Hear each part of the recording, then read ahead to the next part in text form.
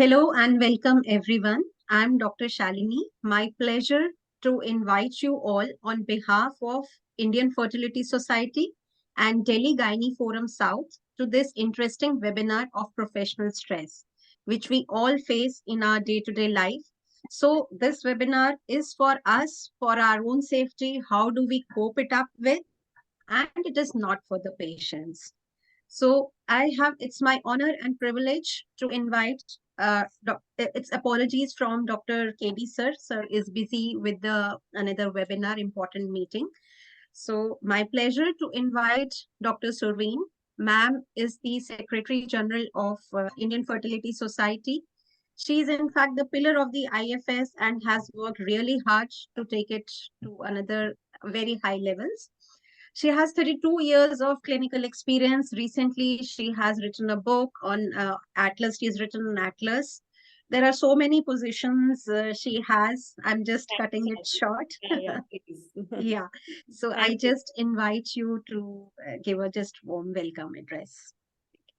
Thank you. I think, the holistic medicine webinar have been one of the most interesting ones. They were given the challenging task of, holding webinars on this topic, which is like often does not create an interest. But the topics which they have chosen have always created an interest. And the way they have delivered the talks, conducted the webinars, I mean, hats off to all three of you, Rajvi, Ritu, Shalini, always very well done.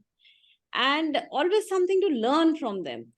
And this particular webinar, I think this is the need of the hour: how to handle stress, how to, in IVF, how to handle a negative cycle, because the patient is going to come and she's going to ask you, why did it happen? And many times you really don't know why it did not work. So the stress, that particular stress we are facing every day about negative counseling, that it has become a part of our life. But I think we could do it better, probably after we listen to what is coming forth on how to handle stress. And I would really like to congratulate the team on choosing this topic, because when I looked at it, I said, wow, holistic has like really gone holistic. So over to you, Shalini, and Yeah. let's start. Yeah. Thank you so much, Dr. Suveen, for your kind words.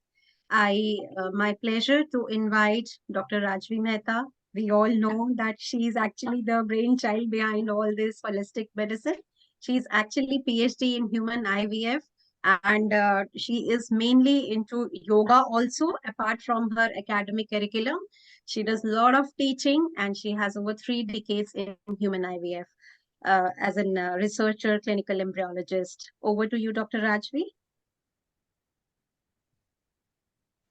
Thank you, Dr. Shalini, for the introduction. Thank you, Dr. Surveen, for acknowledging our SIG. It's been quite a pleasure to come up with a variety of topics and see that there's a holistic growth of the community. We thought that all the time we talk about patients, but irrespective of the specialty, so not just IVF and all specialties, but we all know that there is not possible, it's just not possible to have success all the time. Because if it was so, then no doctor in the world would fall sick. No doctor in this world would die. So we do know the truth of it, but despite that, how does the medical professional take care of themselves? And it is nobody bothers about them. So we came up with this idea that we should have a discussion on first recognizing that there is some kind of stress, on how to handle it, and more, and if there is a burnout, what exactly it means. And if the person who takes care of the sick is themselves not well, then what happens? And I feel that it was during the pandemic that people became more alert about the contributions of the medical professional. But for some weird reason, in the last few years, people tend to look at they're desperate. Nobody can survive without the doctors. But at the same time, people start becoming skeptical. People start thinking of litigations. I mean, knowing well that success is not always possible. So with this in mind, we have tried to have a discussion on this webinar, mainly focusing to bring awareness on this topic. And hopefully after this, we plan to do some studies and also maybe have more focused topics on this subject. So I thank the IFS for giving us this very platform for doing all this. and my co-conveners, Dr. Ritu Jain and Dr. Shalini, and our DGF. yes, and DGF for joining hands with us. So over to you, Dr. Shalini. Yeah. Thanks, Dr. Rajvi. Renu ma'am, just few words of wisdom from your side. Ma'am is we all know that Yes, ma'am yes, is the Shalini. president of the Delhi Gynae Forum South. And ma'am has huge and vast experience Thanks, in this Shalini. clinical field. And we all love to listen to ma'am. Ma'am talks and ma'am's presentations, which we all love. Thank you, Shalini. I think it is truly a unique webinar because, like Dr. Rajvi said, we keep talking about patients all the time, but it is time that we look at ourselves. Like I was just saying, when sometimes patients tell you, heal thyself, doctor. कई बार होता है कि patient कहता है, doctor साहब लड़के आए हो क्या घर से? So it is important because, and why is there so much stress? Because we're dealing with human lives, I mean, you can't like cut or rub out something which you have written in the file and write again. So that definitely increases the stress. And I should say, little bit stress is not bad actually, because little bit stress improves your competence, improves your performance, your efficiency. But then the stress gets too much, then it starts affecting you both physically and mentally. It affects your professional competence, it affects your relationships at home, your personal life. So then it really affects us. So I think it is time that we learn how to cope with it. And I think the best policy can be, probably can't do anything more than that, is to do our own job sincerely and honestly, and then leave the rest to God. Like Dr. Sharda Jain ma'am said just now, that ultimately जब कुछ बुरा होना होता है तो ग्रह खराब होते हैं तो बुरा होता है. So which is very true, but at least from our own side, we do whatever best for the patient. If you put yourself in the patient's shoes, what does the patient need. So if you are doing that, उसके बाद सब ऊपर वाले पे छोड़ देना चाहिए. Thank you. Very rightly said, ma'am. And thank you so much for giving us this pearls of wisdom. And I now request Dr. Sharda Jain, ma'am. Ma'am basically needs no introduction. We all know ma'am is actually workaholic. She's been working day and night. And ma'am has 3 basic missions. One is cervical cancer Mukt Bharat, one is anemia Mukt Bharat, and ma'am is working. And another one is ma'am is doing a lot of Kanun Ki Pathshala. Those webinars are real interesting, and it's it's actually at times it opens up your eyes. Oh my God, this also can happen. So ma'am is taking care of the entire Delhi. Ma'am is actually the founder secretary of Delhi Gynae Forum. She was the start to this, and it's proud to inform that now we have 10 branches now of Delhi Yes, Gynae Forum. 10 branches. Yes, ma'am is taking care of all these 10 branches. I mean, we won't be that active the way ma'am is active. She encourages us every time, all the time. Hats off to you, ma'am. So just few words of pearls of Yes. wisdom from your Can, side. can ma'am. I just add, Shalini, that when you Yes. say she has these 3 tasks, she has innumerable. ये Yes, 3 ma'am. अभी के लिए हैं. ये अभी हाँ. top priority पे हैं, but she has I innumerable know. missions. Yes, ma'am. Very right.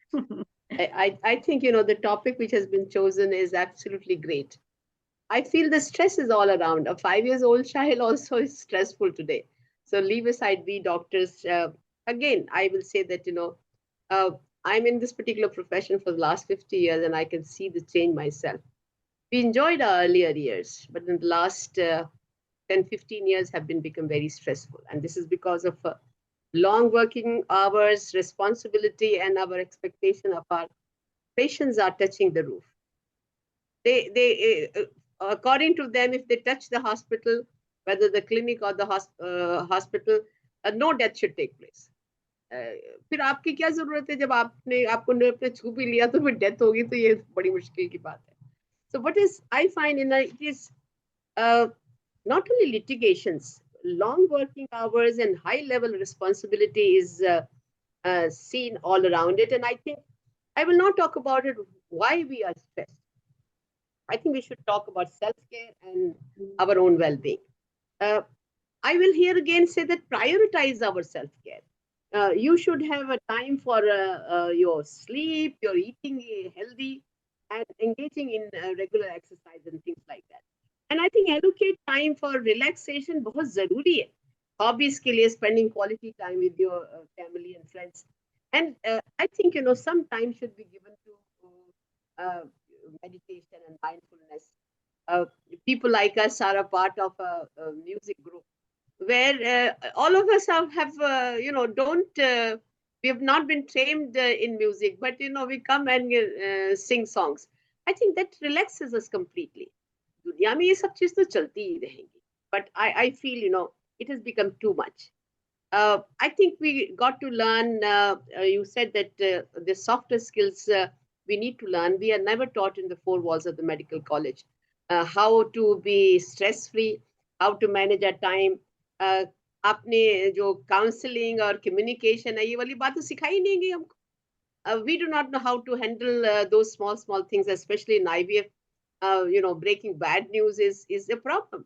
I had all stalwarts around me, but when it comes to a IVF failure, the person who has to talk is only Dr. Sharda Jain. Everybody will be hiding in different corners, because they don't want to face the patient. So I think we've become very stressful, but I will say that we have to join organizations where we find that their colleagues are there, where we can share things with them. And we need to, in a self-care, we have to give lots of time. हमारी expectation patient से जो भी रहेंगे कि वो हमारे stress को कम करेंगे, नहीं, टाइम के साथ ये बढ़ेगा. But we need to find our ways and means how to be stress free. And I think I'm looking forward to presentation by each one of you, and I think I will go wiser by the end of the day. Thank you very much. Yes, thank you so much, ma'am, for you very clearly said and you very well explained the problems that we are facing and like how burned out and how stressful we are. So with this, we further take this webinar, and with this we have Dr. Rajvi, who would be as a two-way dialogue. She would be interacting with me. Dr. Renu Mishra has already been introduced. Dr. Ritu Jain is also doctor Ritu Jain का project कर दो शिवम. वो छोड़ Yeah. दो. Acha. Just to say, Dr. Ritu Jain, she's the director of Vardhaman Medicare and she's the president of Gurgaon Obs and Gynae Society. And we have Dr. Krishna with us. Dr. Krishna is well-renowned embryologist. He's with OSS Center of Reproductive Medicine, and currently his basic interests are to improve the success rate of IVF in PCOD and recurrent IVF failures. So welcome all the esteemed faculty members, and over to you, Dr. Rajvi. Thank you, Dr. Shalini. Thank you, Dr. Ritu, Dr. Renu, and Dr. Krishna for joining us in this discussion. As I said earlier, we always talk about patients, we talk about results, we talk about improving, we talk about technology, but something we don't talk about is the healthcare providers. And there can be nobody that if we have a problem, and mind you, we are humans, we are all going to have problems. We are all going to face the ups and downs of life. We have taken human form. So these things are natural to us. We are going to face it. Possibly there is some rare person in this universe who will never face a problem or never sees a problem as a problem. So how do we handle that? And first, before we handle, we need to recognize that there is an issue. Because if it was a recognized issue, there would be lots of people talking about it, but we rarely hear people talking about professional stress and concerns. So that is the reason we decided on this webinar. And it's primarily going to be a discussion. So the format we are going to use is, I have my co-panelists. We have Dr. Shalini, Dr. Ritu, Dr. Renu, and Dr. Krishna. And I will leave it to either of them, any of them, to take the questions and add on. And please, Dr. Surveen and Dr. Sharda, please feel free to put in, because it's more like a discussion. So the first thing that I would write, the title we gave is recognizing that there is professional stress. And as Dr. Renu says, little amount of stress is always helpful. It pushes us, and we need that to get going. Because I'm sure, supposing we have as simple a thing as a lecture to go, I doubt whether anybody prefers preparing the lecture a month in advance. Most of the time, you're doing it the last minute, and it gives you the push to be totally updated. So we need a little stress. So I will start with some facts and figures. And in year 2022, Medscape did a physician burnout and depression, a survey across 29 specialties. 13,000 physicians were assessed with the help of questionnaires. And the data that came out, and mind you, this has been done in 2022, it was work done in 2021 during the pandemic. But the results that showed that was emergency medicine specialists, 60% of them reported burnout. Expected, it is a high stress job, even among all the specialties. Critical care, 56. Again, these are life and death situations. Obstetricians and gynecologists came third at 53%. Infectious disease, 51. We are talking at the time of pandemic, and then the numbers decrease. So with these figures, it shows that obstetrics and gynecologists are facing as much or nearly as much stress as critical care. So I would like my co-panelists to sort of try to interpret this data. I don't think it would be very different in different parts of the world. Maybe variability would be there in percentages. So do you think, and especially with the gynecologists on the panel, would you like to comment on why do you think gynecologists have such high levels of burnout? Anybody can start? Renu, ma'am. I Yeah. think, Okay, Dr. okay, Dr. Rajvi, Ritu. the Yeah. reason, because, like we were talking about COVID. Now, COVID, many of the physicians sat at home, surgeons postponed elective surgeries. What does a gynecologist, obstetrician do? You still have to go deliver patients. So they were the ones which were seen in the hospital, when nobody else was there. So obviously their stress is no less than critical care people who were also around at that time. So that's the thing. I think that's it's our speciality which demands that kind of 24 hours job, which not everybody has. Like if you're a dermatologist, you don't really have that kind of stress. You're a doctor, but gynecologists, cardiologists, surgeons, critical care people, I think are much more stressed because of the kind of job demands that we have. Interestingly, It's actually two cardiologists lives that we are 42%. dealing. Yeah. Also, would it be because oncology comes way down, 36% with obstetricians? Is it that in oncology failure is acceptable because Exactly. people do know? Whilst Yes. here, imagine. Oncology, if a patient dies, people accept it. If an infertile patient comes walking and she dies, even you can't reconcile with it, let alone the patient's, relatives. So I think the Actually- pressure of it's much more. Yeah, Dr. Ritu, you want to say Actually, something? in our specialty, we are caring of an unborn, unseen fetus. So about that, we also can't say 100%. And during delivery, there is so much of physiological change. जैसे पहले कहते थे mother is reborn, it is the birth of mother as well. And so many things are unpredictable, like amniotic fluid embolism. No, best of the physicians also are not able to save the mother. So unpredictable situations have put gynecologists and obstetricians in more stress. Same for IVF. The best of the embryos may not bring pregnancy. So we may counsel the patient that, well, we have put good 2 blastocysts, and still the result may come negative. Then they ask us and we come under stress. Oh, it may be the endometrial factor. So we cannot predict the response from the body always, because there is so much of physiological change, so much of adaptability. So that is why probably OBG specialty is under scanner at the high risk.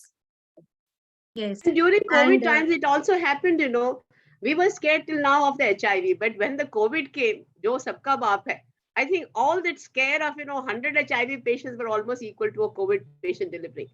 So its stress was too much. And then taking all the thing back home is another problem. And we also, I think a majority of them are ladies. We take stress also too much. If something goes wrong with the mother, then we are also worried if something goes wrong with the baby. And I will put up the expectation of the community has become very high. If the child we lose, again, crores of rupees. If the mother we lose, we had it.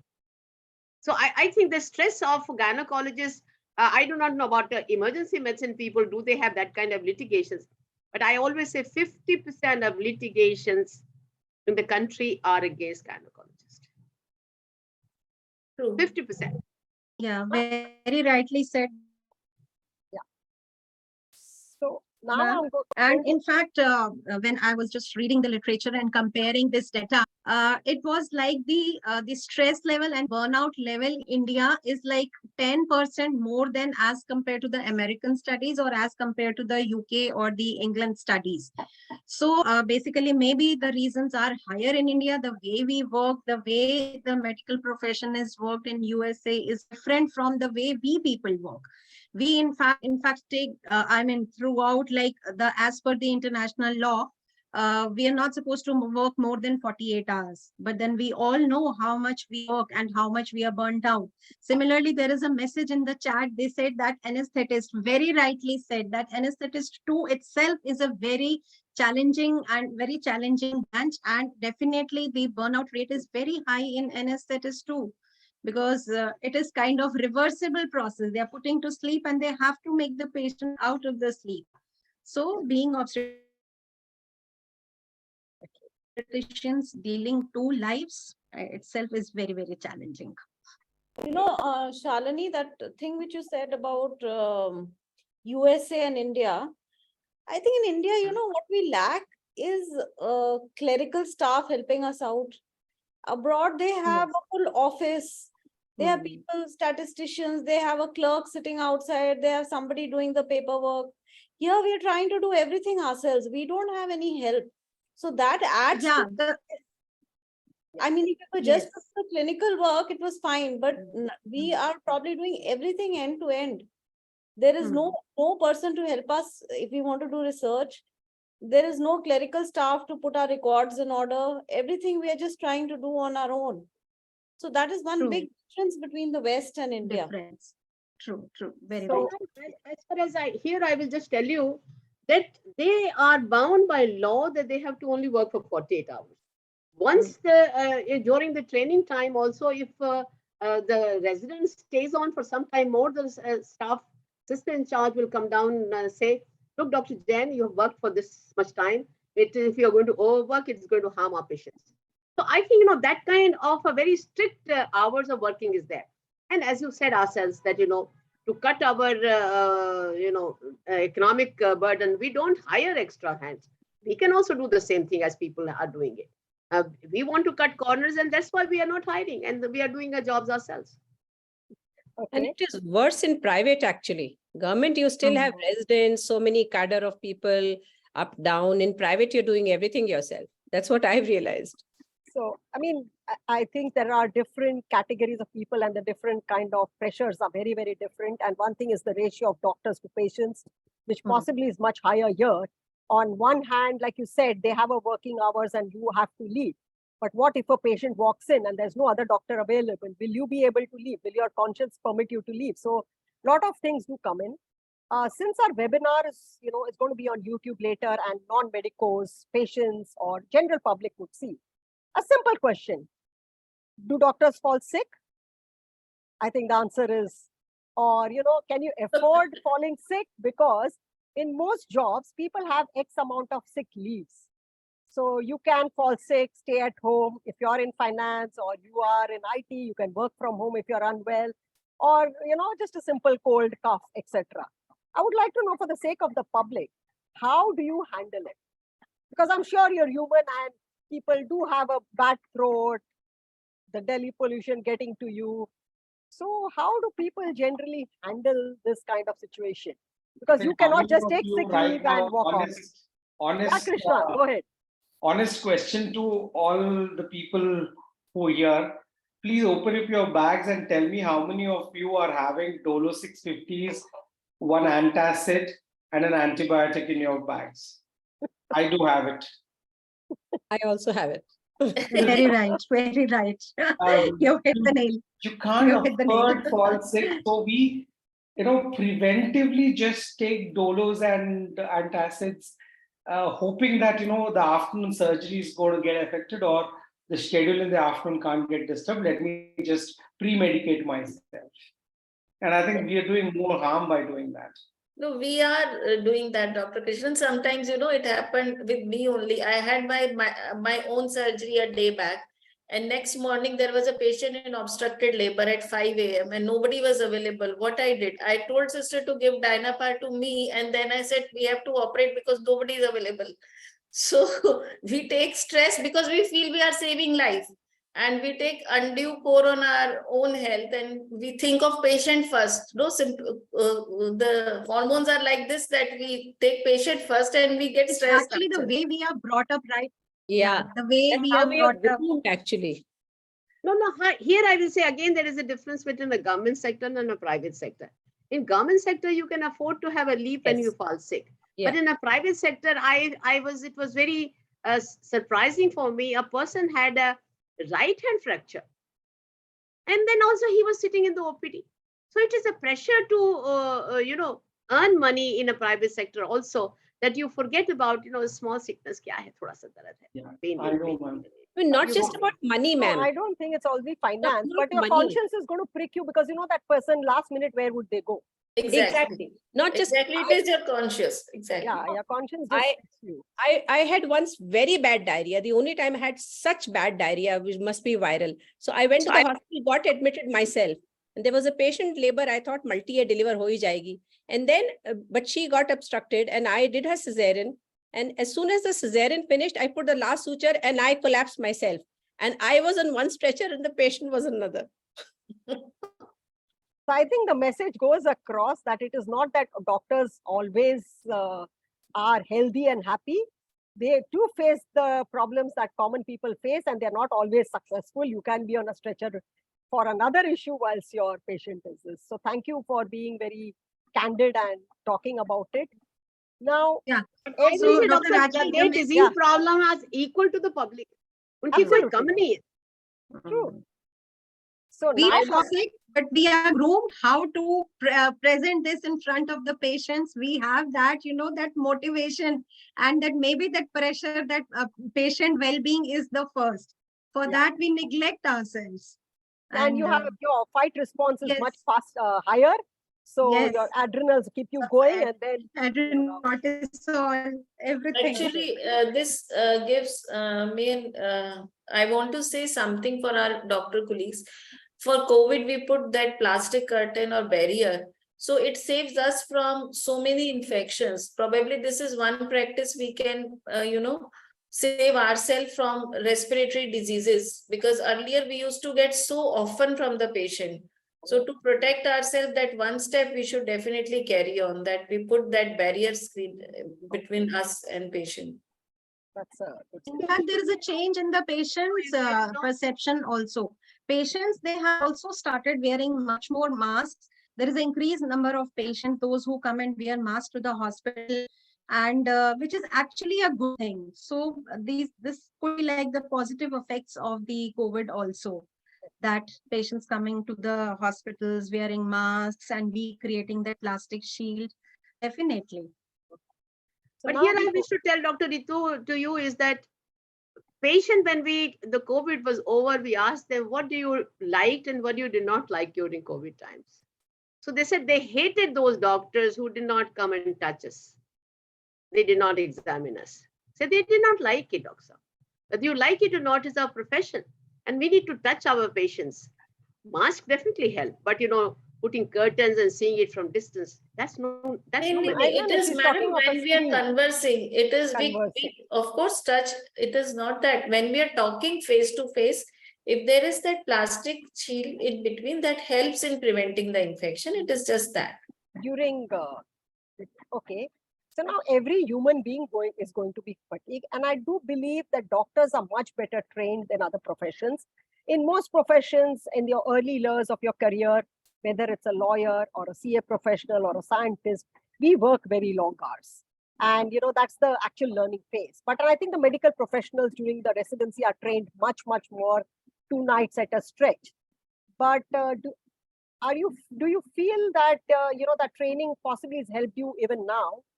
But is it possible that despite all this training, if all this stress and developing, one can function as efficiently even when one is fatigued?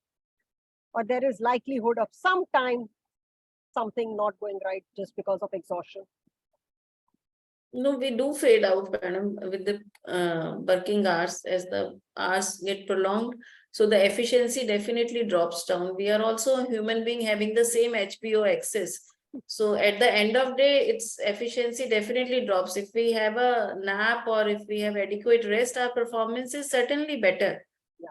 So, talking about the government hospitals, because when we talked about private hospitals, private doctors having more stress, the workload in government hospitals or the patient flow, I would say, is much, much higher, and the ratios. So is it, especially when the residents are burdened with large number, can something be done about it? I mean, is there any suggestion? Everybody's highly experienced here. Because I'm not a medical professional, I'm a scientist, but when you go there and you see tons of patients, you walk to AIIMS, you walk to KM in Mumbai, you wonder how can people handle this kind of thing? Is there some way?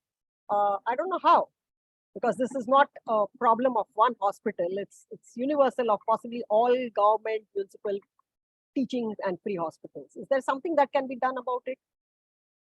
Dr. Mehta, I will just tell you here is that when too much of load is there, our quality of care goes down. Definitely. If you have a lesser patients, you will definitely see much better. And if you find that the whole lot of people are there, whether you like it or not, our quality does not remain the same. So do we definitely still need many more hospitals of those kinds? Of course, the numbers of AIIMS are increasing and things like that. We need more. Sure. Okay. See, So that is why, people ask these days, so many doctors are there. Why Narendra Modi is increasing so many medical colleges and IITs and things like that? It's all because of that. Every district or college is planned because the Medicare is required. Medicare is required. So the policymakers are now looking into it. So hopefully this kind of thing decreases. We talked about less. And now I want to say that do doctors actually realize they are stressed? Because you're on stress all the time. So it's normal for you. To some level, it's normal because, like you said, we need certain level of stress to function. And since you're already seeing stress, your perception of stress is much, much higher. So you don't perceive stress so easily. Can I say that? Yeah. Stress, if it is there, it is seen on your face, madam. Yeah. No, so You have to find ways and means to self-care. No, what I would like to say is your coping mechanism so much that you normally don't get stressed about things which others would get stressed. Yes, So- that is true, actually. That is true. I Yeah. think because we work in that environment for so long, छोटी मोटी चीजों से हम नहीं डरते. Definitely, I think. I think, all the panelists are quite senior people. And I think I finished my MBBS in 2006. So, I've seen my uncle and aunt who were doctors who would work. I don't think stress in the present day is just the physical stress. It's more mental stress. It's more situational stress. I'm sure the happiness that most of us would get doing a surgery for 8 hours or 6 hours and then see happiness of the end. I'm sure we sleep better, we eat better, things are better. But trust me, if I've had a long day where everything has gone wrong, patients have had some fighting, at friend something went wrong. If all of this would have happened, I think it's the increasing demand in healthcare where healthcare per se is becoming a business.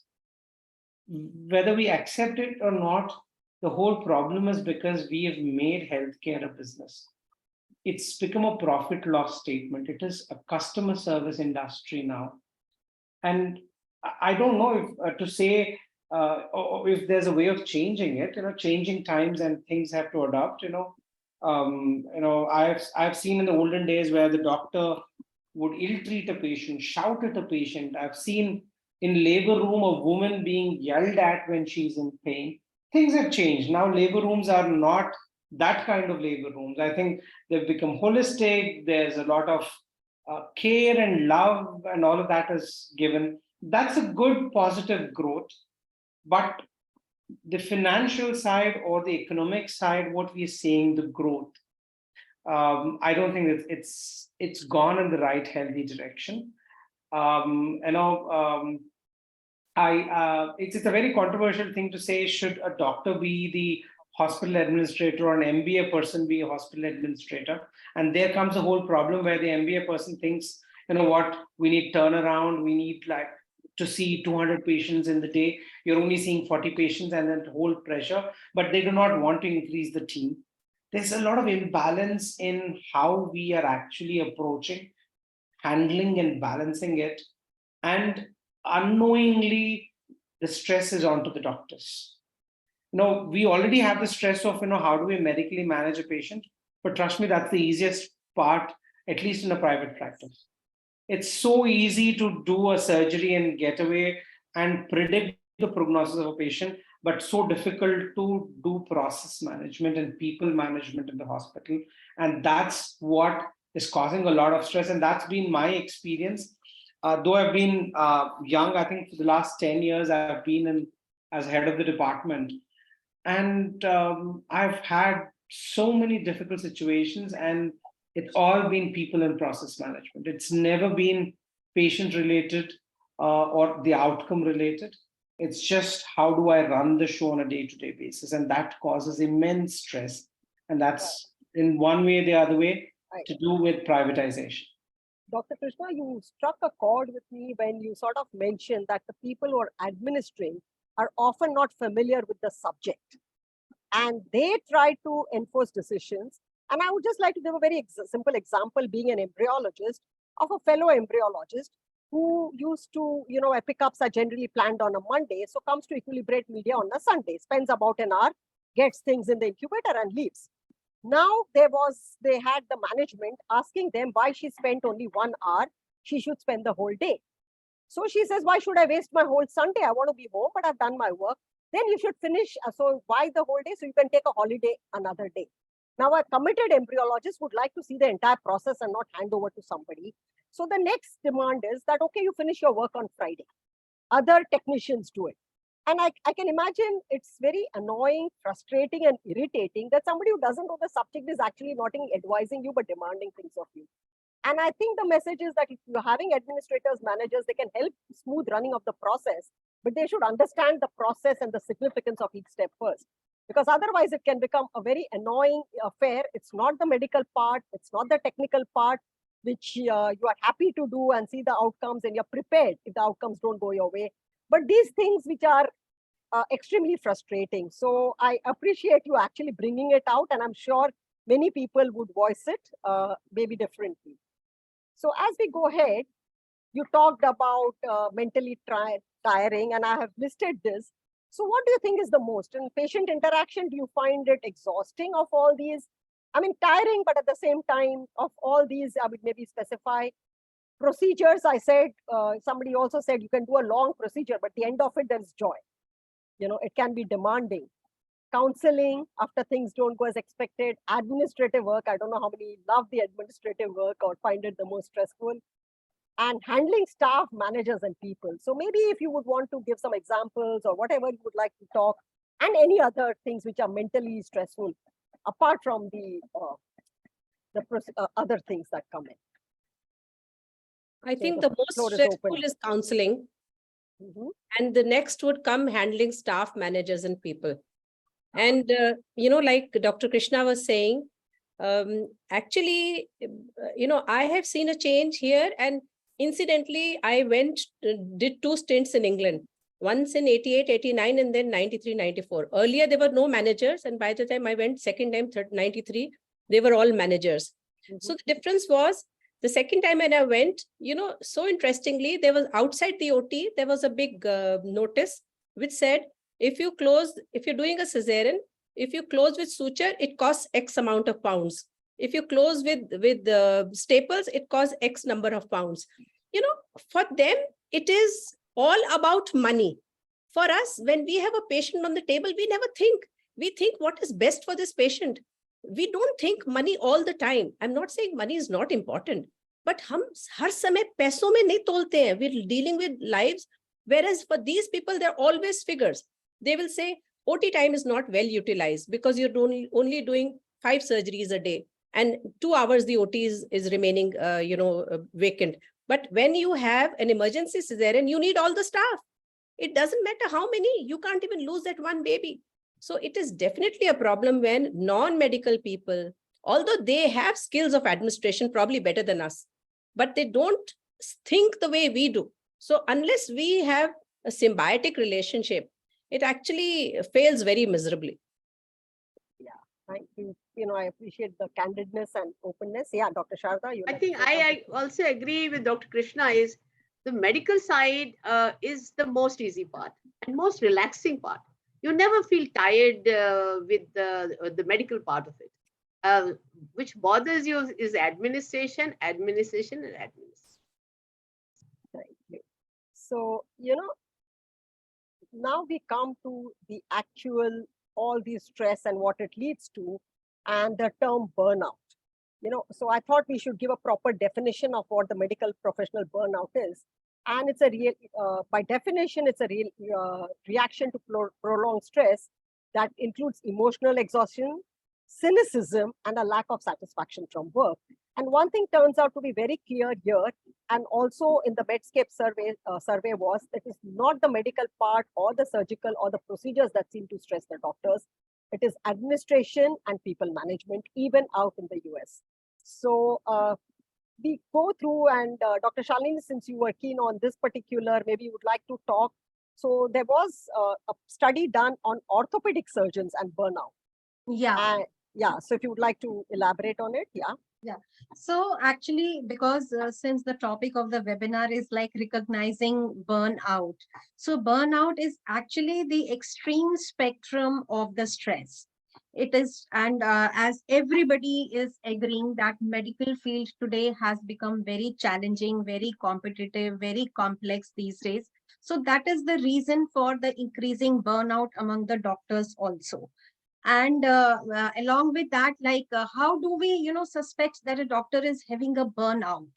So basically there are three manifestations which are very well highlighted in this slide. One is the emotional exhaustion. In emotional exhaustion, like the patient could present, I mean the doctor, they could be having anxiety, sadness, there is a lack of drive.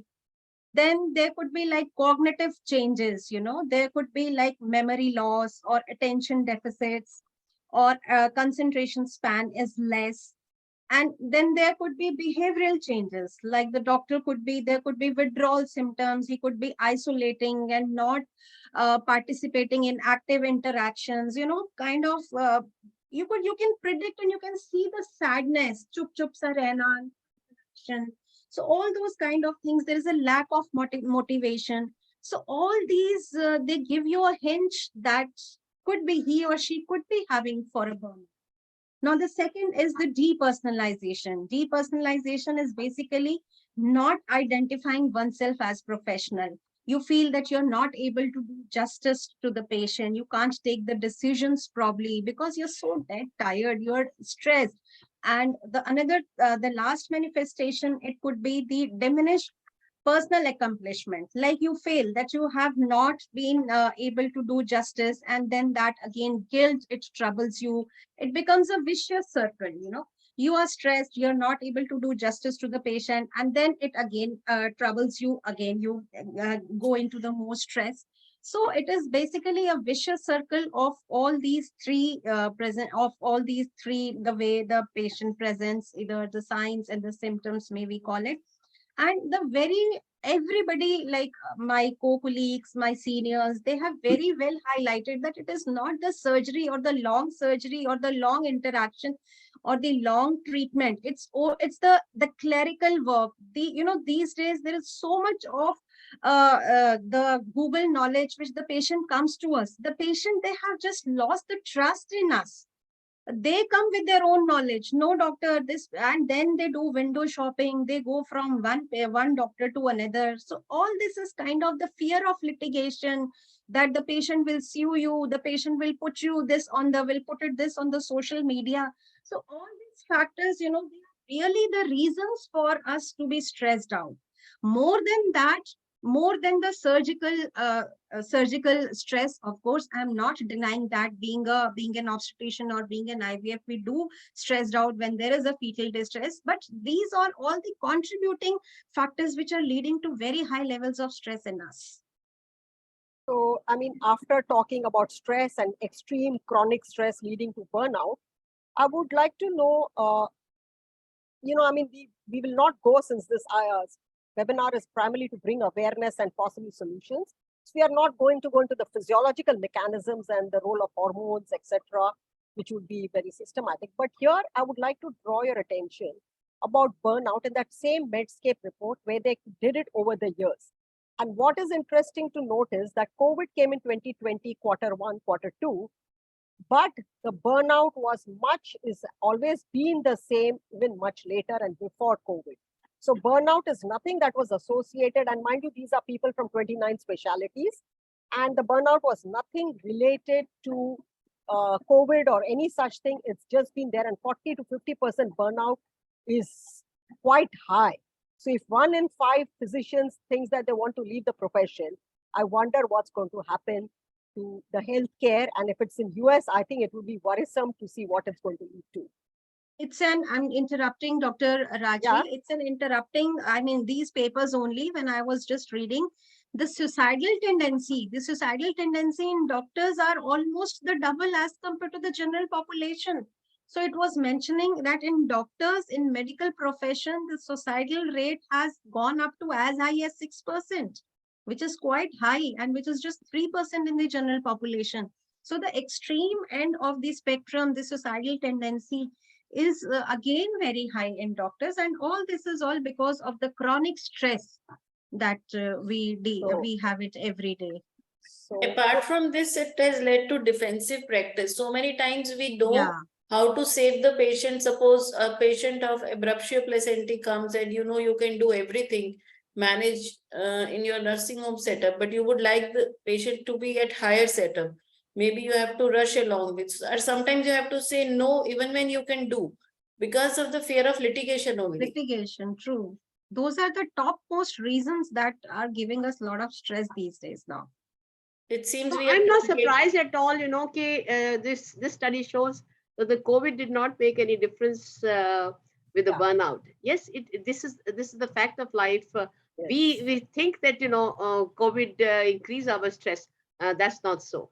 I'm happy that this has been brought out by the study. Yeah, and possibly it was much lower because they were doing their best, and they were possibly at their best to do things. So this is interesting that it has always been there. And So one thing I'll add on there, Dr. Rajvi, is again, as an embryologist, and what I see in the budding embryologist, I'm speaking more in specific to the embryologists. You ask any embryologist, they say that they're stressed, and we can actually see that. That's because they oversell themselves. They're in a rush to go and conquer the world. They're greedy for money.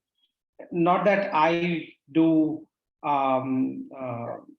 charity and I work for free, but not knowing what your credentials are, what your level of training and performance is, they oversell themselves, and they end up in busy sectors, or there's a lot of expectation from their role wherever they're employed, and they're not prepared to handle that.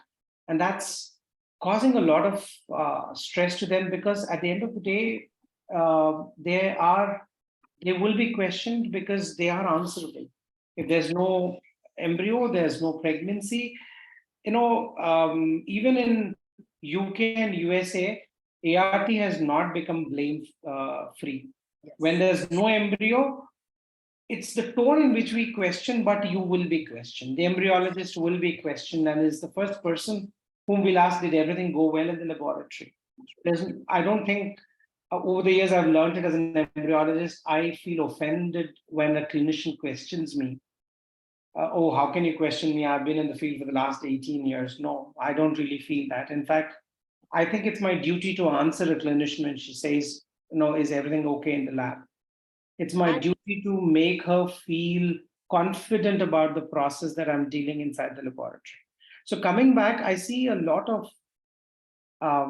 rush in the youngsters. They come out from the college, they think they know everything, and their expectation is 10 times higher as interns, I did my MBBS first. After internship, we work as probably trainees, residents, junior residents, then work under senior for a long time, learn a lot of experience, exposure, be it obstetrics or anything, and then a point to become a consultant, it's a long curve there. The learning curve is pretty long.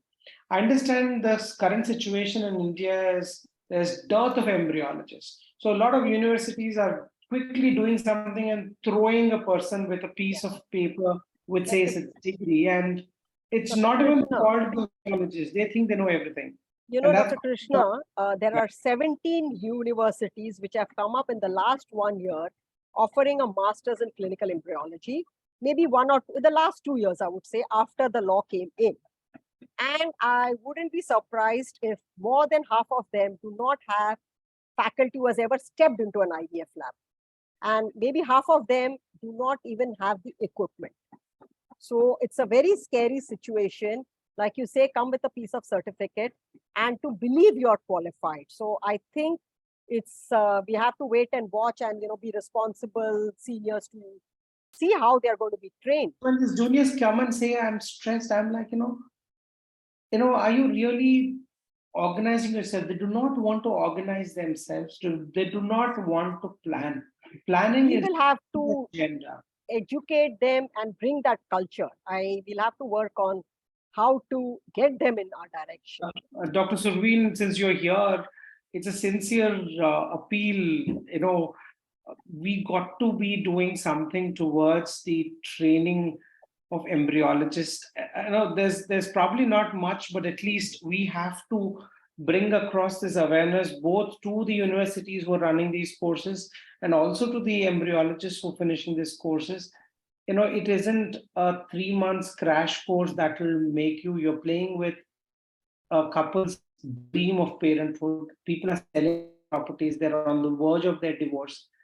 Sometimes clinicians have got, either they believe in how the embryologist sold himself, unless the results come, you've already done enough damage to the patient. All of this for embryologists is building a lot of stress. So a piece of advice to any embryologist out there, go a little slow. Life is long. Can you cherish and enjoy every moment, because you're doing a wonderful job of creating life, and I think that's blissful. To see a blastocyst in the morning is such a wonderful thing. Can you stop for a minute, instead of being in a rush to put it on LinkedIn, Facebook, your status? Can you look at it? Can you spend some time in your lab? I tell my juniors, can you be in the lab and hear the lab, feel the lab, look at the lab, be in love with your lab. Dr. Krishna, I guess the story is same with the youngsters in every field. It's not only in embryology, it's in the medicine too.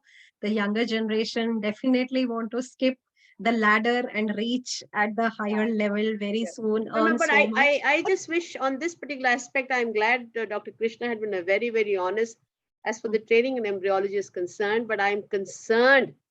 I'm concerned with so much of reproductive medicine fellowship being given by Tom, Dick, and Harry IVF Center. We know there are only 10 seats as far as the national boards are concerned of the reproductive medicine. But how many are we producing? Thousands and thousands. And how much money people are charging them? We're fooling these small kids, not giving them any skill. Absolutely. I think something has to be done. Younger generation, ma'am, which just wants to skip the line and skip the ladder. No. The MSc embryology is mandatory. The 3 months courses are out in any case. No, but this is what he's talking about is even the MSc. MSCs, ma'am, 2 years MSc. 2 years MSc. I Yes. know universities which do not just enroll them and do the final exam, and they have to go to centers like us and just find some work experience and just take some online exams and then give a final exam and they get a degree. I think that will be the next step, would be accreditation of courses. We did bring it up with the government, the ART bill, when we had initially put in a thing, and we had said which are the courses which should be accredited. We did not get a reply. They said that just refer to this line which says that it should be a fellowship or it should be an MSc. But I think that has to be the next step, that where they define and they recognize the places which can do this particular thing.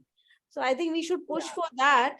And that would probably take some time, because that would mean their inspections into educational institutes which are doing this. Quality of training is needed. We need embryologists, but quality embryologists. I think this is an interesting thing, and we will take it up possibly through ACE, Krishna, because I think this is a very important discussion.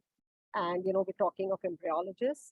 So coming back to the whole idea of stress and, an error of judgment, margin of failure is acceptable in any profession. Even in our own statistics, we have, 0.05% what we accept. On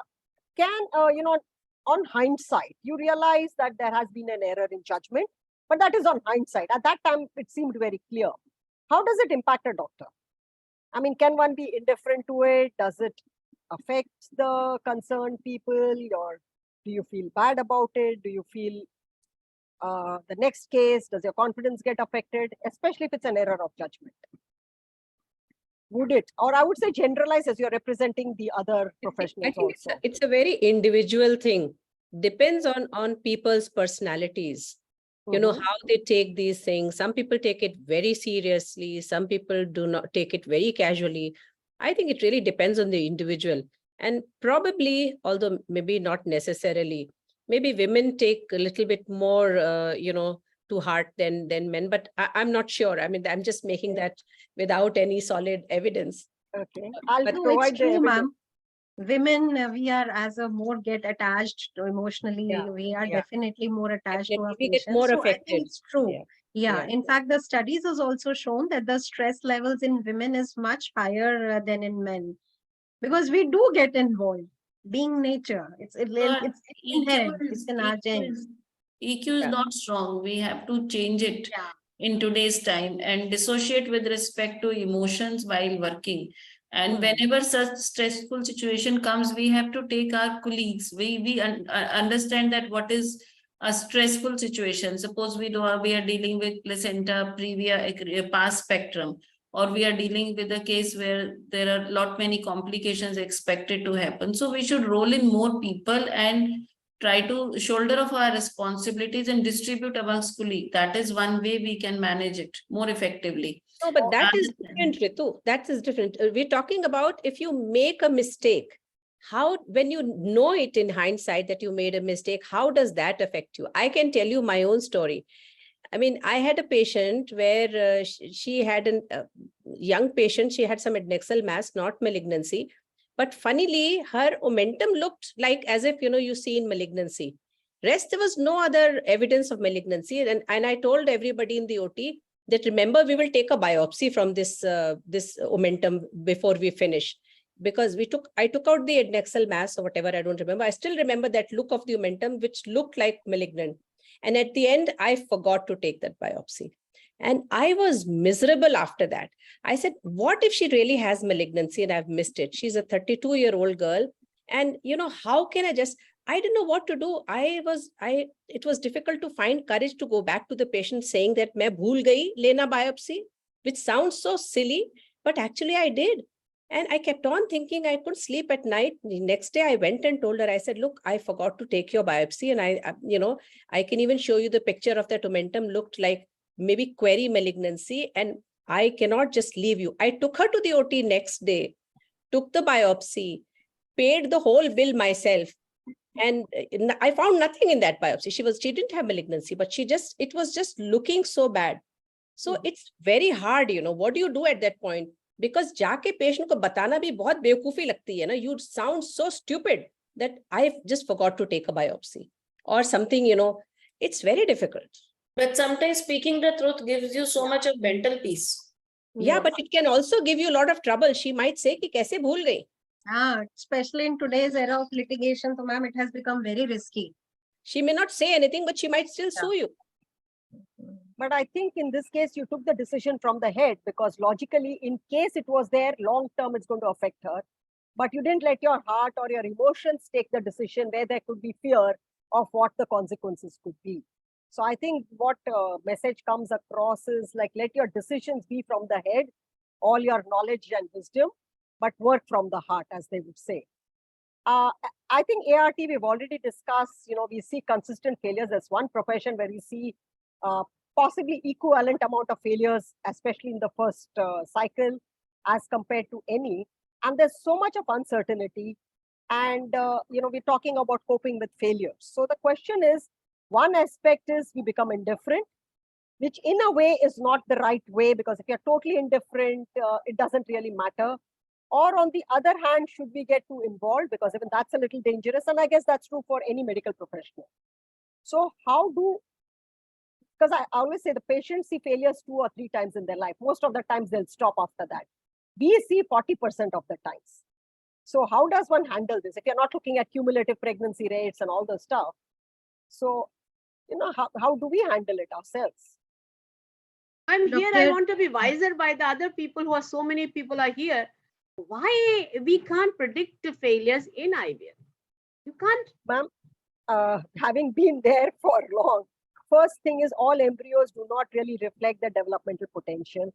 The seed and soil story. So I think as of now, we really have no means of predicting. The best embryos have not given us pregnancies, and the worst. And I still remember my first few days where, we are transferred on day 3 embryo. Dr. Hinduja said, doesn't look very good, but that's all we have. We transfer it, and the patient is taking photographs of the incubator because, the lab and the thing was next door, and I'm paranoid. But I keep quiet because I will show my child his or her first home. So it remained in my mind, and she conceived. So, and healthy baby. So, we've always never been able to predict with certainty. You have 5A blastocysts, they don't implant, breast endometrium. So I think that's where a lot of science will need to come in. Ma'am, I think the day we can predict a failure, we can treat a failure and get 100%. Absolutely. Yes, yes. Doctor Sarveen, कभी तो आप सच correct होना चाहिए ना. यहाँ तो आप कभी भी करेक्ट नहीं हो पाते. नहीं होते मैम, in no-win situation है. I think what we know about fertility is literally minuscule of what actually happens inside. And sometimes we are so simplistic कि DNA fragmentation देके इसको antioxidant खिला दोगे तो ये ठीक हो जाएगा. या ये deficiency दे दोगे तो ठीक हो जाएगा. I wish life was not that simple. It isn't that simple. It's actually a constant stress. Say what it may be, even because we are not sure about the result in an IVF. I remember when I started my career in IVF and I came out in private practice, the patients were less. Every morning I would see, acha, aaj is patient ka result aana hai, what it would be. They would share the, urine pregnancy pictures with you. So every time, every day I had it in my mind ki, acha, aaj Poonam ka result hai, kal Jyoti ka result hai, wo hai. Over these years, your practice builds up. Okay, still, till day to day, you are like in the morning, you look for it ki, oh, aaj iska result aana hai ya kuch aana hai. Definitely, IVF is a challenging. I mean, to the younger generation, I would say it appears appealing because they feel there are no night duties and they don't have to deal with 2 lives. There is no obstetrics, no PPH, no anemia, no heart disease. But at the end of the day, IVF is very, very challenging and it is very, very stressful. Handling one failure is not easy. It takes hours and hours to counsel these patients on these failures. And build up your own confidence, especially if everything has gone well, it shakes your confidence to the core. Yes. So I will not get into 2 failure के बाद तो मुझे खुद ही लगता है patient कहीं और चला जाए. I very well agree, Renu ma'am. हमारा इतना stress हो जाता है. Yeah, after 2 failures, even I feel I can't handle this patient. Better to the patient go somewhere else. Okay, so now we are talking of decision making, external factors, and I think we've delved into it to some extent. The management, pharma, peer pressure, somebody's got this new equipment and the patient comes Googling with Google Baba knowledge. Why don't you have it? Or do a PGT on me or something like that. So would you like to comment on it? We have already discussed a part of it in the past, but if you would like to add on to it, especially time factors, because sometimes you really work long hours or your weekends, you have the maximum number of patients because that's the time, especially in fertility when the couple has time. So your weekends are gone with the patients, and maybe Dr. Ritu, you would like to comment on that? I think we cannot limit our time because when we are a patient is consulting, whatever questions or queries they have in mind, we have to give them adequate time. No matter the patients outside may be, getting restless as the whole schedule of the OPD gets disturbed. But all the same, we have to be prepared. If the patient takes 5 minutes, 10, 15, 20, whatever time they take, we have to give them that time. So that until the patient is satisfied, we also always feel. Because I remember once I had to do some emergency surgery and I gave that patient less time. And next day it was on mouthshut.com that this patient, this doctor is only meant for Bunny and she doesn't listen. Although I had told that couple ki now there is an emergency, you write your questions, I will tell you next time. But right now I need to save that, go and do that surgery. But they sometimes do not have that much patience also. So sometimes I think the understanding on the part of patients is also needed. We can tell our situation, but somebody should understand what is the how the doctor is placed in. And sometimes I tell them, you come in my chair and then you decide what is more important. So, So I there are think that, situations like that yeah. also. I tell them, you come on this chair. What would you do? So What would you do? So they will Correct. say, okay, doctor, aap jao. So I think what is required more now is to have more webinars where patients understand what's happening on the other side. Very So important. then if they understand, they realize that their impression that the doctor is just wasting their time or the doctor has just given multiple appointments at the same time, but there is a genuine emergency. So more of patient awareness webinars so they understand, so there is a better communication, not in that situation, but in all situations. So whatever small proportion of the population profession may be highly commercial, but it's not all. And I think that message needs to go across. Can I So, just add But something? I sure. thought one way out for this also, Dr. Rajvi. What I give them is I give them a paper and pen and tell my staff till I am back, I tell them to write their story, their concerns. So they're busy thinking, they're busy writing. So Okay. this gives them some time to write and they understand. So by that time they have built up their whole volume of asking. So that helps me. Can I just share, I went to visit Melbourne IVF. And the most interesting thing I found there, besides the lab and all, was in the OPD waiting area, there was in front of the reception, there was a big poster which said, if you are more than 1 hour late for your appointment, please approach the desk. So for 1 hour, you're not even supposed to come and ask that I'm late. If you're more than, I really wanted to take a picture, but I thought maybe somebody will object, but that was the most interesting. Okay, so it's a universal thing. And when we were discussing burnout, and here again, you can see it is not COVID, it is not patience, but what is it is the bureaucracy, charting, paperwork, lack of respect from administrators, employers, colleagues, or staff.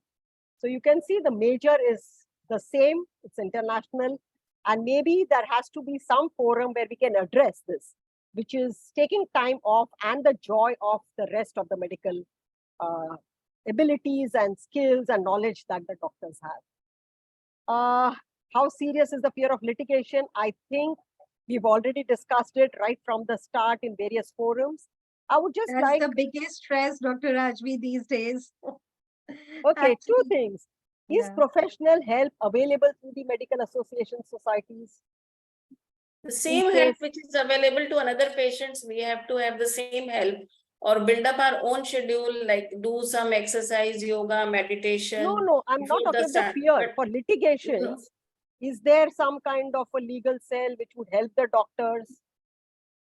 Is there something that can be done on that front? Here, I just wish to tell you that average gynecologist will have 5 litigations. Roughly, it works out 2.5 litigations will definitely be there. And 80% or 85% of litigations are your colleagues motivated. It is, instigated by them. Yes, we are creating a ecosystem where people open up that they have a litigation and what kind of a help is required. We give them affidavits, and we also tell them, which way the reply has to be given. Beside that, they take proper medical legal expert help beside the legal expert. So there are 2 aspects of it: legal expertise and medical legal expertise, and above all, the expertise from the seniors and the associations.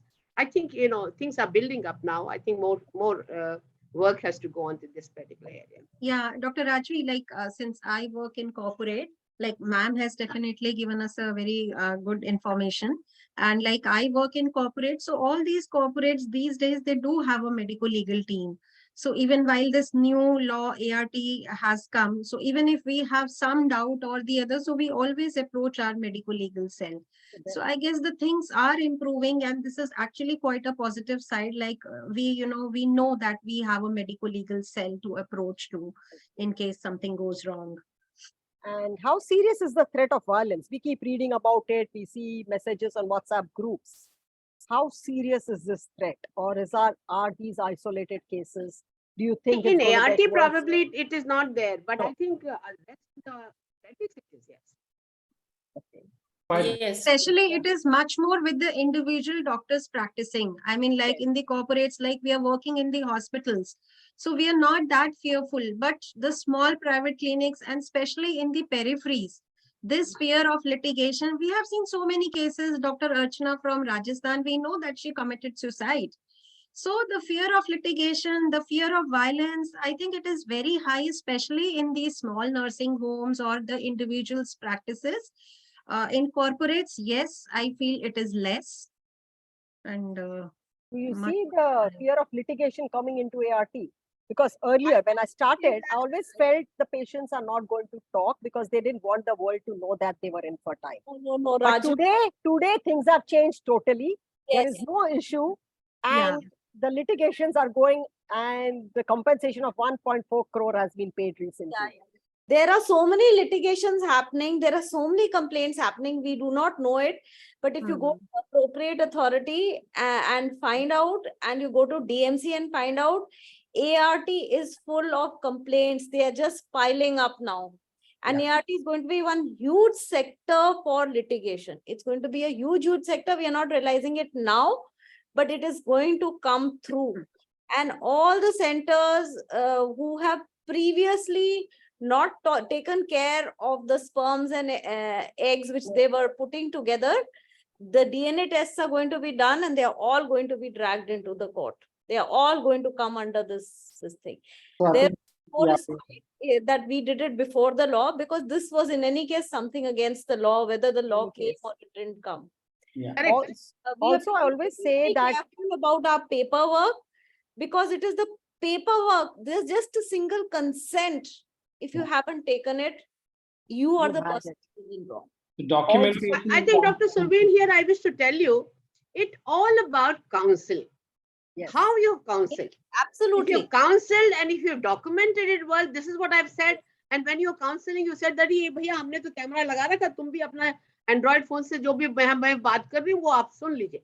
तो आपको उनको थोड़ा सा डर होना चाहिए इस particular बात का. और Yeah. Madam, ethics can never be compromise. आप किसी के स्पर्म्स के कहीं पे डाल दोगे तो डॉक्टर पकड़े तो मैं कह जाओगे. रही हूँ, अब तो बिल्कुल ही now they can straight away. Yeah, know, get it done. documentation is actually very, very important. Also, The I would like to transparency is the Don't new. underestimate the amount of complaints which are coming. There are a huge amount of complaints coming. also one अगर needs आप to उनको bear बोलोगे in mind- 100% success है हमारा और Yeah. आपको success नहीं होगा तो आपको पकड़ेंगे. और अगर आपने लिखा कि हमारा सक्सेस जो है हमारा 40% है, ये 50% है, तो फिर आपको नहीं पकड़ेंगे. It's all counselling. Absolutely. Secondly, remember there is failure, there's frustration. And if they feel the doctor has done their best, it's Yeah. different. But if even if they have an iota of doubt कि उन्होंने मुझे time नहीं दिया or something has been not done correctly, again, they will say that it is lack of commitment and stuff like that. So it's something which is, where there are so many failures, they will always find ways and means and law also to get financial compensation. So I think Dr. paperwork Mehta, is here a I want must. to tell you that 80% or 90% it is only anger at their aspect. कि Absolutely. Doctor साहब ने time ही नहीं दिया, doctor साहब सवाल ही नहीं किया, जवाब ही नहीं दिया हमारा. In But fact, there was a study in the ask- US. To give somebody who does only documentation. This was my request, because that is what I foresee is going to be the biggest thing. That if you haven't documented, means you haven't done it or you haven't counseled the patient. And I had actually asked them for a post in IVF of a person who would take care of the paperwork and documentation. So But can I ask something? How much can you document? Like when you tell a patient 40% success, I don't write on his or her paper that I have told that 40% success rate is we have there. it on our consent form that the Have it, no? But Yeah. consent form, we don't write that. this- Renu, what we have done? Priors. Our patient area, we have written down success rates. Yes. ये इसकी success rate ये इसका है. और patient की file में भी लगाते हैं, counseling session भी करते हैं. The patient की फाइल में लिखते हैं कि कितना सक्सेस रेट हो. हाँ, हम 2 पेज की शीट लगाते हैं. हमारे कंसेंट फॉर्म में है. Ma'am, it is there. I know that all the Exact. egg retrieval will नहीं, not be ये- fertilized वो and तो there is है. a failure. हाँ. नहीं, वो तो है, लेकिन ये तो हमने कहीं लिख के देते ना कि कितना प्रोबेबिलिटी 40% है कि 30% है. Probability will change with the profile of the patient. Na? Yeah. Patient. But that's what I'm saying. We don't write that on paper for every patient. No, but we write that the Also, probability. we write down. You should write. We also write down that with this AMH, the probability of conception is less than 10% or less than 5%. If it is tubal factor, the chances are better. We write at least a few. So going ahead, I mean, we have been now moving and thinking that things are a little bit about work-life balance. And I think in the interest of time, I think you all have said your commitment comes to the patient first. You, Dr. Ritu, very rightly articulated that time is not a concern, even if other patients are waiting, whether it's a weekend or not. And do you agree that the work-life balance is little imbalanced or skewed? Except maybe IVF, it's a little better. Maybe you don't have those nights out and thing. So just a little. But I think if you want to be happy and healthy, you have to find out work-life balance को आपको बनाना पड़ेगा. नहीं तो you'll always be unhappy. Is there a work-life balance if our mothers way back had thought that, I don't have work-life balance, family stress ho raha hai, to none of us would be sitting here as successful doctors in this country. So when somebody comes and says, I've had a very not so good work-life balance, I'm like, can you please define that? It's within the individual to draw lines and prioritize things. I don't think this is an automated algorithm or a thing that can be purchased or you go for a 1 or 2 days Isha Yogi training and get it. I think also, I think, Krishna, what is rightly said is prioritize at that point of time what is important. No, there can't be a fanatism either way. So, yes.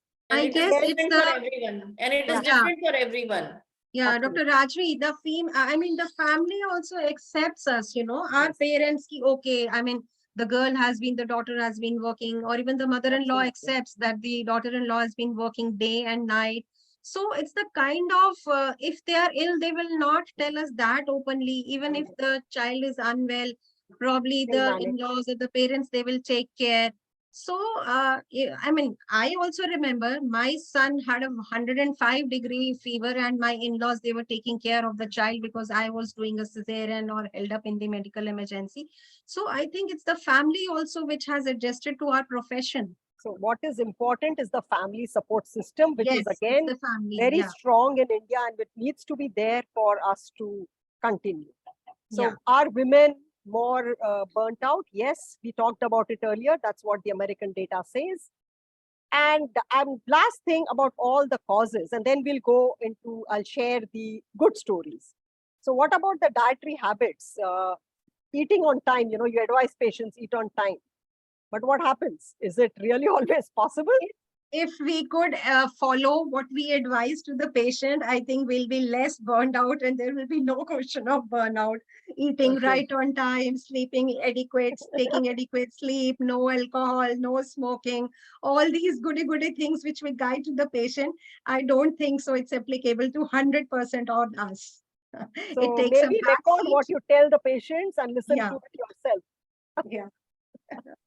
Also, Dr. Krishna, would you want to comment, as a part of our embryology thing, we talked about, a lot of the embryologists, and not in a very older age group, went for a random blood test one day and landed up with fasting or random blood sugar 400, 450. And it was quite surprising that it is not just one or two, quite a series of them having this.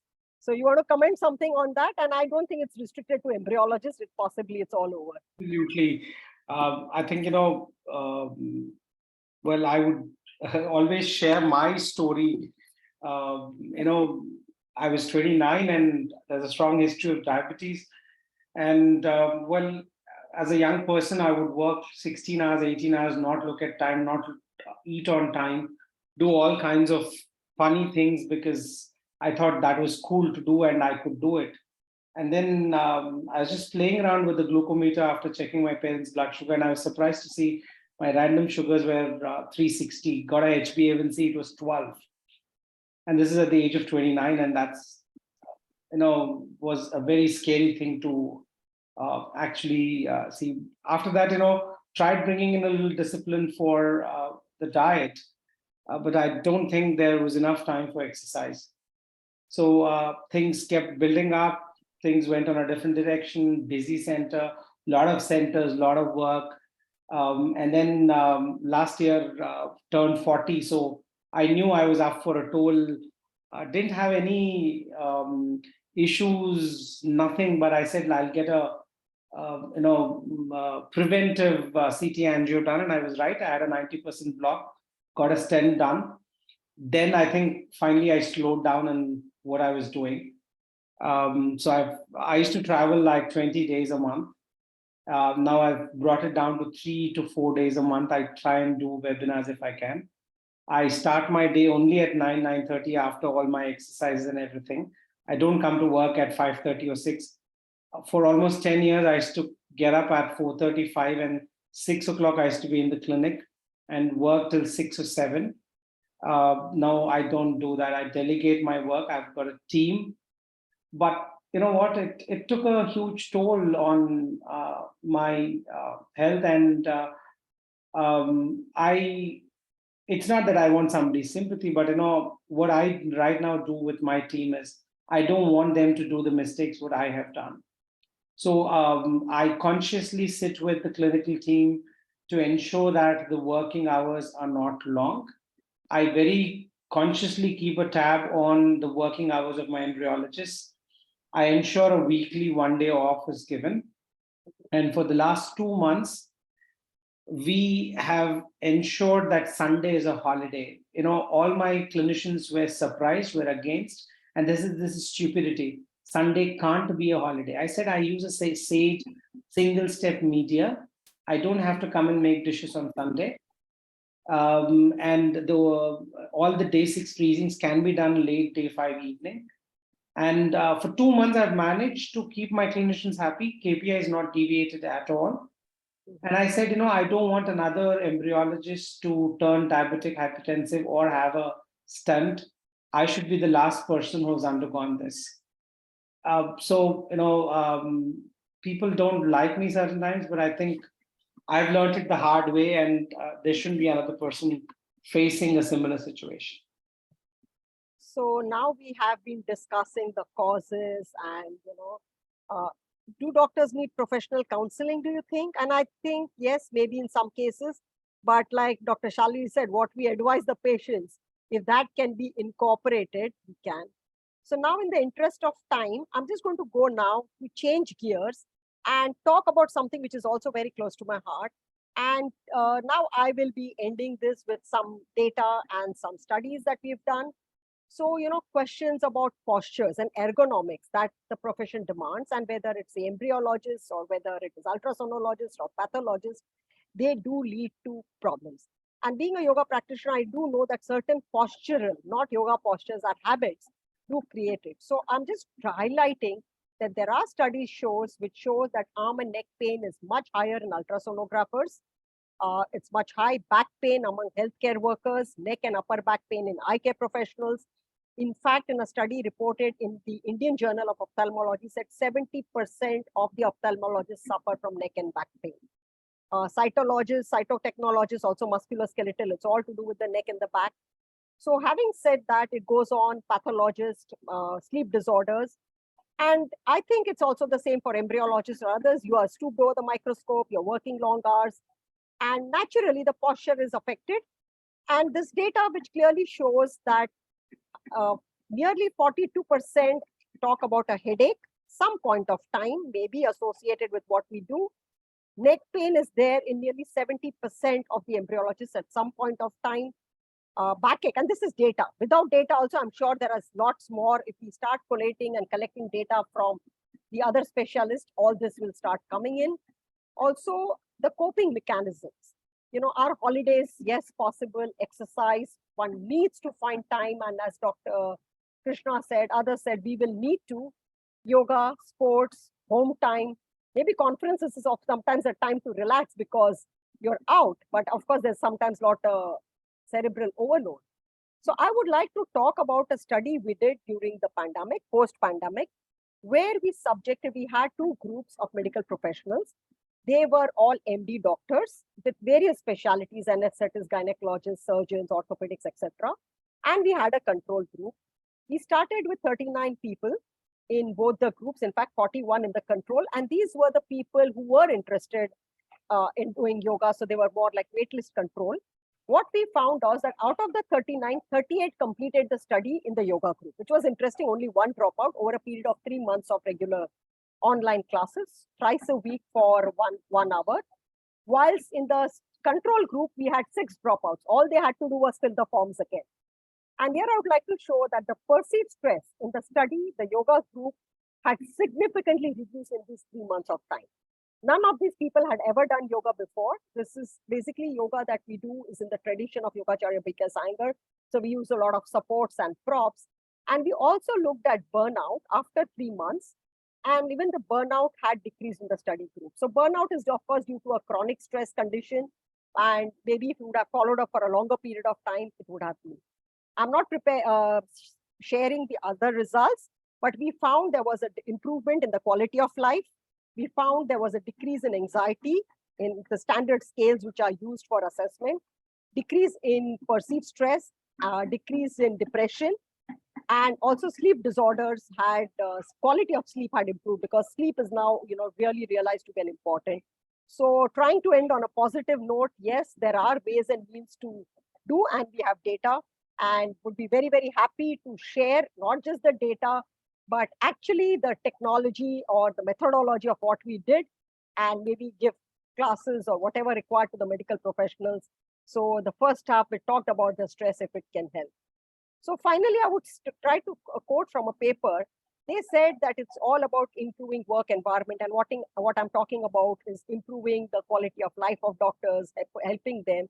But what they said, you can't take the canary, teach it to be more resilient and stick it back in the same coal mine and expect it to survive. You need to focus on the coal mine. So finally, it boils down to the work conditions, the policies. And to end, it has been shown that, again, it's a bureaucratic thing that is the major thing. And I think from all the discussion, that is not just US, it's also in India too. And should we start now addressing these issues? Dr. Surveen suggested having a person to do it. So I think it's time that if we recognize the major cause of the stress and burnout, and to actually see it, it's not very difficult because nobody is dissatisfied with the medical work, nobody is dissatisfied with the procedures, nobody is dissatisfied with the long hours. But what is clearly taking a toll is the paperwork. So maybe as a society, maybe as professionals, if there are ways and means to address this in a small way first and in a larger way. So I would thank all of you, and maybe a last few words from all my panelists before we end the webinar. So I feel, Dr. Rajvi, to de-stress ourselves, the doctors, the first thing is that we should go back to our hobbies, because we hardly time to do anything on our own. We forget about me time or we time or family time. We have to think of those crowds also. That is very, very important. And other thing, I feel it is very important for us to have some physical activity in whatever way. Maybe it is like yoga, Zumba, walk, or bird watching, painting, whatever way we feel we are more comfortable with. And I really feel that we should share with our colleagues our problems. There is no time that are stressed out, the difficult situations. We can always discuss with our colleagues before the procedure, that so that our work is like performance is better, stress is less, we involve more people at work, and then we discuss the things and we say it out loud, and say it loud not only to ourselves. I feel informed consent is a very good way, because earlier we doctors used to take all stress on our own, ki sab kuch theek ho jayega. And I remember when I started practice, I used to tell them कि इसमें 1% perforation का risk हो सकता है. So all the patients used to flee away from my clinic to other clinic. This doctor is already knowing that she can do a puff. And it took me so long to build up my कि होने को कुछ नहीं होगा. We drive as we drive safe, but कुछ भी accident कभी भी हो सकता है. It may be situational according to you. So when we tell our this thing do informed consent, in fact we are de-stressing ourselves. When we tell the patient that this thing can happen, they also understand that such a situation can happen. So I feel in a way that is good. And afterwards also clarifying everything whatever has happened and discussing with colleagues. And then if you had a long day or a bad day or very stressful day, it is very important to rejuvenate ourselves before we return back to work. Not that we keep working. It is the same HPO access for everyone. We have to give it rest. So this is my my own feeling about my work and to de-stress. I believe that the work-life balance has to be maintained.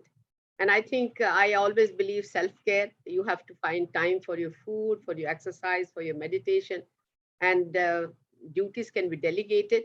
जो responsibility आप वही करो. जो आप junior की भी responsibility करना चाहोगे तब तो आपकी problems हैं. And I think you have to find a balance. और वही काम आपका 10 घंटे में खत्म होगा और वही काम आपका 7 घंटे में खत्म होगा. You have to work it out yourself. So I think let's not forget we're human beings and there's only 24 hours in the clock. So just whatever you do, this biology and physiology will not change. Let's take a moment to enjoy what's around us and let's keep smiling. Life is too short. I think time management is very important. And I always say we cannot live life in compartments. We have to think of a career, a profession. In this time, we have to have good relationship with our children, because when we get old and there's no profession, if you've not had good relationship with your children, nobody's going to take care of you. Take care मतलब कोई बात करने भी नहीं आएगा. You have to take care of your husband. So everything has to go on simultaneously. So I feel, okay, when you work like a donkey, fine, you have to many times. You must take a break. So at least 2 to 3 breaks in a year, I feel, go spend time with children and, because anyway, profession will go on, whether we stay here or die. So we have to build up memories with our children, with our family, on which we can survive when we are out of profession. Very nicely said, I think, everyone. So I would agree to what everyone has said. All my seniors, they have given wonderful ideas and suggestions, and the truth of life actually, which should be like, we should give time to ourselves. And one important thing, what I feel is that within our colleagues, we should be able to vent out our failures. We should have that pace where we can discuss our failures openly. We should not be that fearful. Oh, वो क्या कहेंगे कि इसको ये भी नहीं आता है, इसने तो ये कर दिया. And plus the colleagues, which like the medical fraternity would also say कि okay, उसने तो ऐसा कर दिया, ये नहीं होना चाहिए था, आपका treatment गलत हो गया है. So that itself causes us stress. So for me, I think it is very, very important that we stay united, we say positive things about our colleagues, and we stay open-mindedness, and share our thoughts, share our feelings, and share our failures to ease us out. Dr. Delegation Rajni, of work muted. is important. We in Gurgaon society, we have this thing that anyone gets into difficult situation, just puts up in the group and people have their various inputs. Dr. Renu must be doing that. You can manage this way. And that person is really, but the more confident managing that, well, I am doing the right thing. So Yes. I think at the end, if anybody in the audience would like to say something, you can unmute yourself and talk, or just comments or anything, because it's not just about 5-6 of us. We were just representing the entire community and trying to voice. So I'll just give a moment or two if anybody wishes to say anything. Dr. Geeta Khanna, I see you there, Dr. Lakbir. So if you would like to see Dr. Aarti, you have been part of the thing. So if you want to say something, anybody, please, it's all open before we wind up.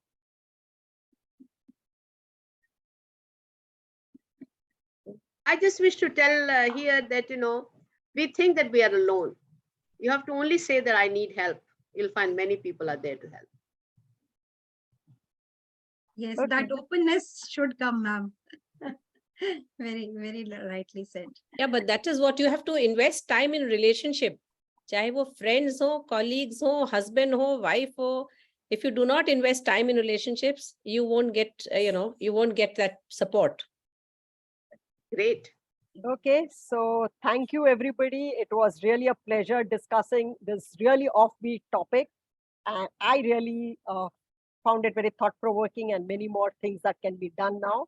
Over to you, Dr. Shalini, for the final words. Yeah, and my sincere thanks to all the esteemed faculty members. I think everyone has done a wonderful job for this topic. Actually, this topic was so gripping that I know there are not many audience considering this topic is offbeat, but actually we have discussed so much and what all can be done. How can we de-stress ourselves? How can we reduce our stress levels? So I guess we all have become much more wiser.